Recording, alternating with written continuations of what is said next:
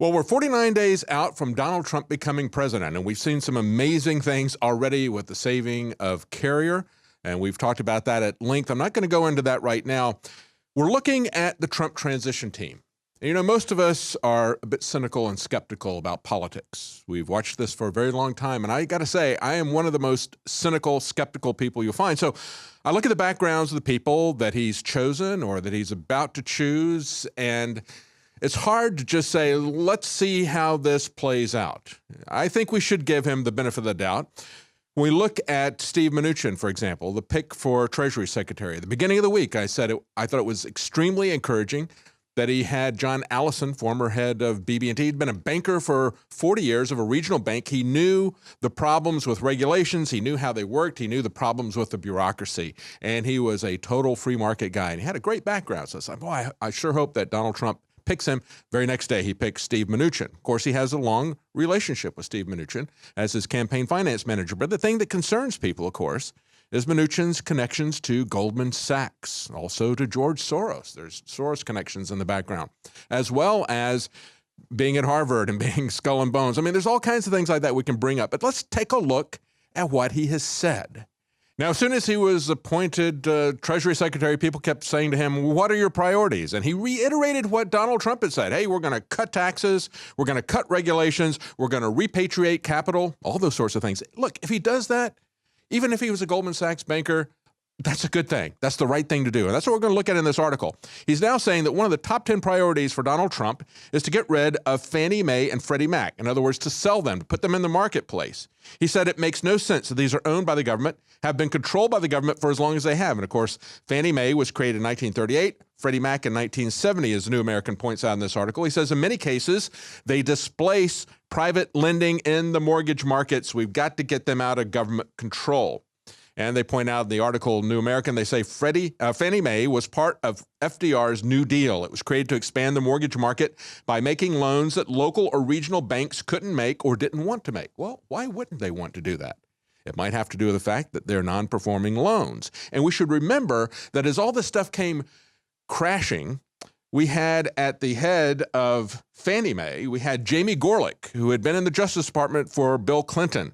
And he made $26 million in bonuses. So you've got this strange organization that is supposed to be a separate business, but it's created by the government. And then when it went bankrupt and cost taxpayers $200 billion, that was taken over and run in receivership by the Treasury Department. So one of the first things they want to do is get rid of this thing. Let's put this out. Let's privatize it. Let's sell it. It's not something the government should be involved in. I think that's a great idea. And so the New American looks at this and say, well, is this really one of his top 10 priorities? We'll have to see. Maybe it's just a sop, they said, to Trump supporters who are really concerned about another Goldman Sachs alumni being put in the administration. And of course, people like Chuck Baldwin have said, look, if you want to define globalist banking elite, no one personifies this better than Steve Mnuchin. He was an investment professional, as I mentioned, with the Soros Fund, with Goldman Sachs. He was there for 17 years. If he really wanted to drain the swamp, he would have appointed somebody like Ron Paul or somebody like John Allison. Nevertheless, they finished by saying exactly what I said at the beginning. Whether he is a plant that has been inserted to steer Trump's ship in favor of globalism or not, Mnuchin is doing the right thing by disclaiming against two government mortgage giants. They were unconstitutional from the beginning. They have cost taxpayers billions. They should be jettisoned. So let's just roll this back a little bit. Let's try to control our cynicism and give it a chance, unless it comes to the Secretary of State. And I have to say that when we look at Kellyanne Conway coming out and saying Trump's 4 likely picks for Secretary of State, we've got the good, which would be Bob Corker. We've got, I would say, the bad, Giuliani. And then we've got the really, really ugly, Romney, and the ugliest of them all, General Petraeus, being discussed. Now, she does say, look, we don't know yet. This is going to be his decision. This list is fluid. It could expand. It could narrow. But when we look at these people, for instance, I say Corker, and nobody is perfect in their background, but he does have a really good background. This is a guy who's a successful entrepreneur. He started out in 1978. He had been working minimum wage jobs and saved up $8,000, started a construction company. Within 30 years, he built that to a business and real estate that he sold for $19 million. So he goes from $8,000 to $19 million in 30 years. And then he kind of retires from that and he gets involved in government. He had a very successful tenure in government as a mayor in Chattanooga with education and other things. So he's got a lot of good things in his background. Giuliani is a close friend of Trump. He would be following his lead, I believe, and not working against him as Romney would. That's a big positive there. But when we look at General Petraeus, think about this. General Petraeus is someone who back in 2014 was selling the TPP, something that Donald Trump says he's going to get rid of from day one. Petraeus was selling the TPP in 2014 as a matter of national security. And then he goes on to say that climate change is a matter of national security. Okay, before John Kerry was telling everybody that climate change was as big a threat to our national security as ISIS was, General Petraeus was doing that. So think about that. Just think about that for a moment.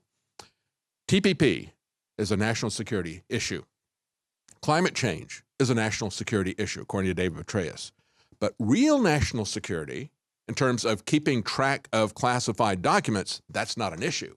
That's a personal decision that he made. That was something for which he did get punished, but it was a misdemeanor, not a felony. And of course, when we look at this, the Daily Mail points out that if Trump were to pick Petraeus as his Secretary of State, Petraeus would have to check in with his patrol officer.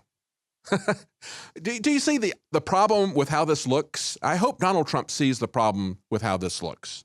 They say the defendant shall submit his person, his residence, his office vehicles, any computer systems, including computer data storage, media, or any electronic device capable of storing, retrieving, or accessing data to which they have access or control, to a search from time to time conducted by U.S. probation officers and other such law enforcement personnel as the probation officer may deem advisable without warrant. Okay, so here's a guy that you're going to put in as Secretary of State, and I think he's like third, maybe fourth in line to the president. This is a guy who has ignored national security, and instead of going to jail with multiple felony convictions, he was kind of given a pass like Hillary Clinton. He did get a misdemeanor conviction, and that's what we're looking at here. He got 2 years probation as the misdemeanor, and he got a fine of $100,000 for sharing massive amounts of information with his mistress, Paula Broadwell. So this is a guy, though, that under the terms of his parole would have to notify the probation officer within 72 hours of any change in residence or change of employment. So he's going to have to call up the probation officer and say, hey, Mr. So-and-so or Mrs. So-and-so, I just got a new job. Oh, yeah, what is that job? Secretary of State. That's absolutely insane, okay? And the fact that his documents would be subject without warrant to searches. How are we going to maintain security with that? And, of course, remember that at Bilderberg, and he is a regular attendee of Bilderberg, he is part of the globalist inner circle. This is a guy who is as connected and as much of a made man by the globalist cabal as Henry Kissinger or Zbigniew Brzezinski. So this guy truly is the worst of the worst. And understand that his security issues are not over here and Hillary's are over here. They're intertwined with each other. There were 1,000, this is going back just to this last October from Fox News, 1,000 emails between Clinton and Petraeus that are missing from the records that were sent to the State Department, say the FBI. So out of the 30,000 emails, 1,000 of them were to him, and they're missing. And it says CENTCOM records show approximately 1,000 work-related emails between Clinton's personal email and General David Petraeus, former commander of CENTCOM, and guess what? He sent those as CENTCOM commander.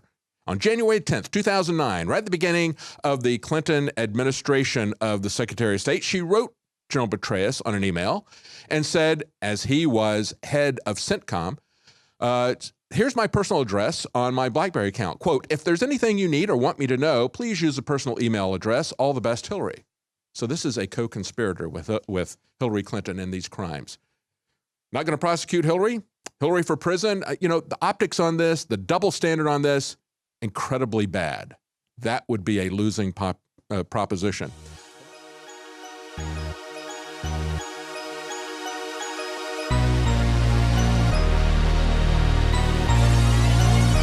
Talk to thought you already knew, bruh.